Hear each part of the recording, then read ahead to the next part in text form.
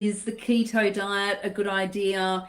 Certainly for weight loss. I'll tell you all the ins and outs of keto, and you can make up your own mind as to whether that is good for you. So, a keto diet is really low carbohydrate, high fat, and it involves a drastic reduction of carbohydrates, replacing those with high fat foods.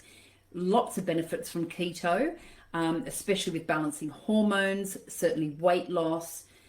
Fantastic for supporting cognitive function and reducing the effects of brain fog. So if you're one of these people that's become a little bit overweight around the middle and you've got a lot of cravings for sugar and you are experiencing brain fog, then putting yourself into ketosis, where you will burn fat as your source of fuel rather than sugar and carbohydrates, can be an excellent way to lose weight. The reduction in carbs certainly puts your body into this metabolic state known as ketosis. And what happens is that the body becomes very efficient at burning fat to release energy by turning the fat cells into ketones in the liver, which then are also excellent for supporting the energy of the brain. So keto has numerous benefits. Weight loss is one of the big ones. So turning your body into a fat burning machine, certainly by reducing those carbohydrates, is a great way of increasing the speed of fat burning. And it also has this effect of dropping the insulin levels. So that creates this ideal environment for weight loss without excessive hunger and cravings. A keto diet can be fantastic for balancing the hormones. So what happens when we have this insulin response? And a lot of people are insulin resistant, but they don't actually really, they're not aware of how this is going to develop into serious health issues, because the insulin response has also a big effect on cortisol. So if you are running on empty and feeling wired and tired and really stressed and you have all these cravings, then what's happening is cortisol is being released by the adrenal glands. And cortisol is a hormone, it's that stress response. And if we have that long-term stress response, it's also going to have this knock-on effect on the insulin, because the adrenal glands sit just above the kidneys and they release hormones into the bloodstream, and they respond to the feedback of other hormones and chemicals in the body. So there's this close link between insulin and cortisol. So you can actually cause adrenal exhaustion by putting too much stress on the adrenals from having that constant glucose response when you eat too many carbohydrates.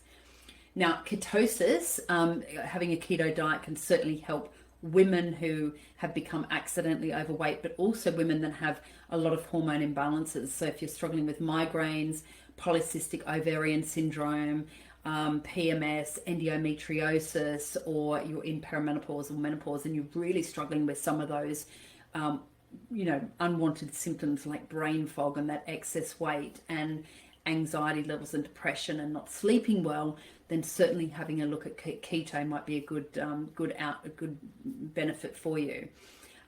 We certainly experience boosted energy levels and mental performance and endurance levels, because the ketogenic diet stimulates the flow of ketones to the brain, and this enhances brain focus and performance. I don't know if you've ever tried keto, but you can certainly experience this great improvement in eyesight. You feel like you can see further, you can see more clearly, your brain is functioning much sharper, and you've got these boosted energy levels because when you're heavy with fat cells, this actually causes that feeling of lethargy and sluggishness. Now, doing keto, getting into ketosis also helps with appetite control. So when you're burning fat as your source of fuel, you have access to more energy, and you can certainly feel a reduction in hunger.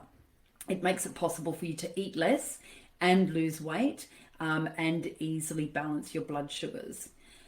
A keto diet is also excellent for managing blood sugars and can reverse the development of type 2 diabetes, but also has a lot of great effects for anyone who's struggling with epilepsy. So certainly if you have those unwanted side effects from the anti-epilepsy medication, then using a keto diet could be beneficial in that sort of situation as well. Excellent for endurance athletes, providing this constant access to energy by continuously burning fat is very, very good. Okay, the foods that you would have to eat a lot of if you're in ketosis would be certainly your omega-3s, your fatty fish, salmon, trout, tuna. Meat features very heavily, so red meat, steak, chicken, turkey, eggs, butter, cream, unprocessed cheeses, nuts and seeds, including almonds, walnuts, chia seeds, flax seeds, and pumpkin seeds. And I'd highly recommend that you soak those first to remove the phytic acid. Healthy oils feature heavily. Avocado oil, coconut oil, olive oil, cold pressed organic is best. Avocados, great source of fat for fuel. Low carb veggies like your brassicas, very, very good. And of course, including some seasoning, some herbs and some, cinnamon and nutmeg and some other herbs, very good. Now, the foods that you must avoid if you want to go into ketosis, anything processed, all processed foods out. Sugary foods, definitely. Grains and starches would be ones to avoid. Fruits other than the low glycemic, like the berries, they're okay. Any low-fat or diet products would be out, as well as any sugar-free diet foods. Beans and legumes would be out. Root vegetables would be out. Any condiments that contain sugar. Any unhealthy fats, palm oil, canola oil. And of course, alcohol. Must avoid alcohol if you wanted to go into ketosis. How would you tell if you're in ketosis? You could do a breath analysis.